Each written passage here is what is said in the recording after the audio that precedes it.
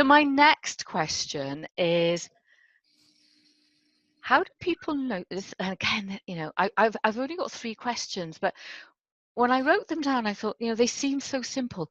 How does someone notice that they are not breathing? And I'll add the word properly on the end. How do they notice? I mean, I know I've said I can feel it here. I think one of the first things that triggers that kind of wakes a lot of people up to it is hearing somebody talking about breathing. I've noticed when I talk about breathing, I'll get people coming up to me after I finish talking saying, my breathing slowed down when you were talking. And I think just making that, just bringing it to that, it's about bringing it to awareness. It's all about, that's what yoga is about, is bringing the unconscious, right, or consciousness. And so you're not, until you actually experience it, whether it is in a yoga class and actually going through it yourself, or having somebody talking to you about it. And I know when I do talk, I'm very conscious of my breath when I'm speaking as well. So that my breath, obviously, left to my own devices, and my valleys speak, I'll be talking at 90 miles an hour anyway. So I very consciously slow my breathing down when I'm giving a talk. And so I think that kind of impacts on people. And that's one of the ways that people realize. And another time is if they are very stressed, if somebody is in a state of stress and you just sort of say to them, just take a breath, and then you realize in that moment when you do actually take that deep breath, you realize, it's that one moment can just be all you need sometimes to make you see, oh yeah, there is something in this. I think by and large, people don't realize until it's either put right in front of them, or they make a conscious first step to maybe go and explore yoga or meditation in some way. The only time we notice our breathing is when there's a problem with it. Asthmatic, the only time I ever cared about my lungs was when I was having an asthma attack. Oh, I bet.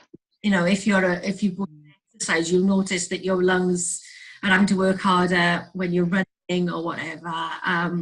Really is something that we take it for granted. It does take that little bit of awareness raising to get people to see that there's a lot more they can get from it if they don't take it for granted. I've said to you, I can feel it here. I mean, I obviously have other complications because I had the fractures, so kind of like my body shape has changed, and I am doing exercises and things to open this up.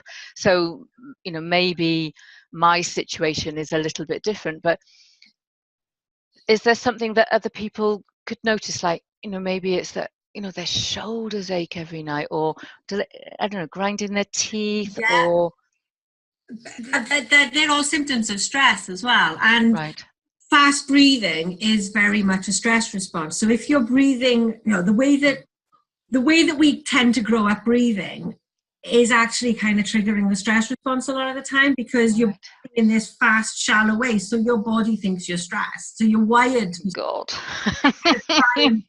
for this stressful response to the world. I mean, we live in a really stressful world. So I think most of us, most of the time, are walking around with at least some kind of low-level stress that we don't realize.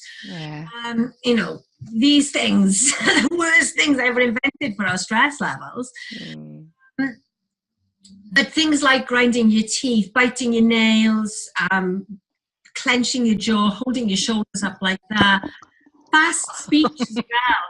The amount of times I listen to somebody, and I know I do it myself when I get excited. Of course. If you're not from the Rhondda, you're probably not going to understand a word I'm saying when I get very excited. But fast speech, it can be a real sign that somebody is in stress, and they need to. And because when you slow your breath down, you slow your speech down. And of course, that thing, that excitement and stress. Same thing. Breath apart. That's all it is. Breath apart. You can be very excited about something in 1 minute, and then minute you can be freaking out, terrified, stressed, because it just how you breathe. So the mobile phone actually could be a little bit of a savior, because you could put a little reminder on that says, remember to breathe, and you can just stop. I do recommend that as a way to, just when you start when you start on that journey of learning to breathe, put in reminders on your phones, or if you've got one of these, you know, fit a smartwatch, you can set alarms on that. So I can set up to 8 alarms on this every day, and that could be a breath reminder. I've got one. It's in my drawer. I can't stand wearing stuff. I never used to, but my mum got me a Fitbit last year, and I went, but that is a great idea, isn't it? Is to get something to stop you. I've just installed a little app called Insight Timer, because meditation has always been, I walk a lot, and that I've always called that my meditation time. Yeah. But what I've done now is I've installed this little app called Insight Timer, and I'm just doing a minute at the moment. So I've got a lead in. It's got some lovely bowls that start it and stop it, so that tone is really great. And just for 1 minute, I am, I count my breath in, I hold it, and it's wonderful. And I'm slowly just extending the minute to 1 minute 15 seconds, and then it'll be. And I know that just a couple of times a day, just going to the phone, and last night I turned the light out, and all I went, I haven't done my Insight Timer. Right? And like with my journaling, because the Insight Timer goes with the journaling. So it's like, where's my journal? Because I have I've got a journal that I designed called 101 Days of Being Me, and I was like, where is it? So I had to get out of bed. I had to come all the way down to my office because I'd put it in here to show someone. It's like, and then. So having those timers and those triggers, the point I'm trying to make is it becomes a habit. Yes, yeah, and I'll get there in the end. Yeah, and I absolutely, it's about making it a habit for whatever works for you.